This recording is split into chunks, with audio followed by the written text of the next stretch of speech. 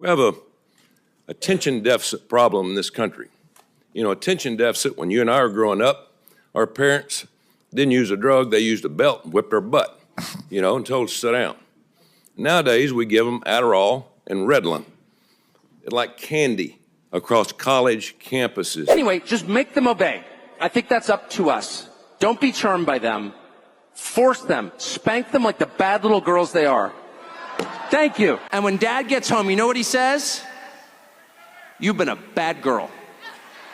You've been a bad little girl, and you're getting a vigorous spanking right now. And no, it's not going to hurt me more than it hurts you. No, it's not. I'm not going to lie. You know, you don't have to like the words that come out of the man's mouth, but sometimes in life we all need a good paddling from the principal to set our life on the right track. And this country does need a little bit of that. We need a little paddling. I mean, I was a problem child growing up, and it took a good leadership to set me straight.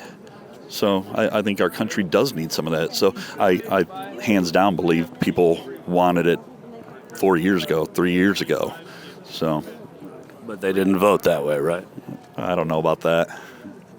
You think it was a stolen election? Without a doubt. In finalizing divorces from your first and second wives, were there non-disclosure agreements in connection with those divorces?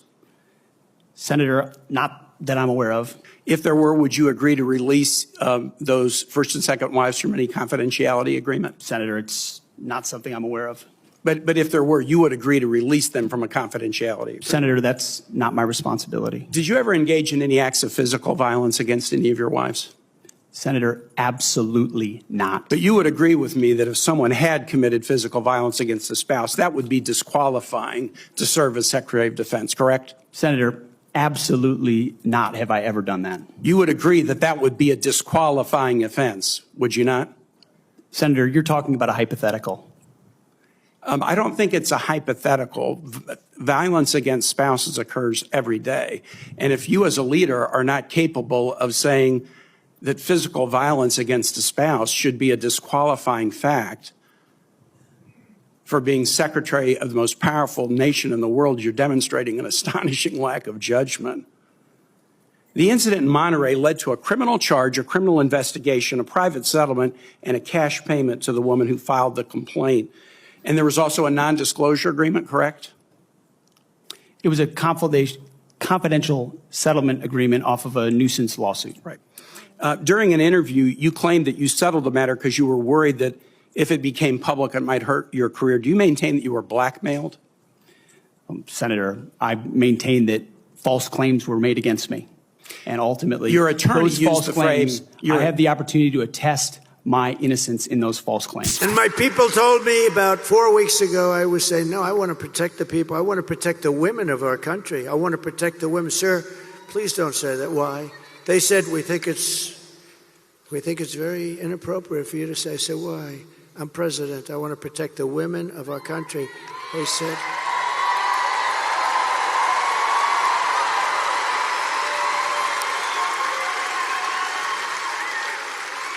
sir, I just think it's inappropriate for you to say, pay these guys a lot of money. Can you believe it?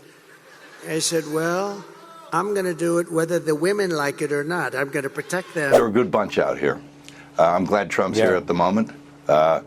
You know, it's like daddy arrived and he's taking his belt off, you know? You know, MAGA has a serious beta boy problem. For all the time they spend posturing like they're the big tough alpha dogs, how many of these dudes call Trump daddy? Daddy's back. Daddy's home. Yes, I've been waiting so long for daddy. My daddy's back.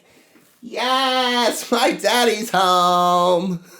Because, like, Donald Trump is one of the most insecure, unintelligent, unathletic, unimpressive men that I've ever heard of. He lies every time he opens his mouth, and everything he touches fails. And the only reason he was running for president this go round was to stay out of prison. So, you know, all these guys like the entitlement, and that's an old discussion that we don't need to hash out again. But it's like they treat Donald Trump like he's some young, strapping genius, and he's just not. Like, y'all want this 78-year-old man to be king, but he may not even live another 10 years. This dude who, you know, lives off a diet of McDonald's, Diet Coke, and pettiness and narcissism, he might not make it through his second term. These next 4 years, he may not even make it. We may have a President J.D. Vance. Who knows? But I mean, none of this makes any sense for these guys who think they're so tough and so alpha. Talking about spanking this and spanking that, calling him daddy. I mean, you got Byron Donalds calling this dude daddy. It's like, come on, would y'all please give me a break?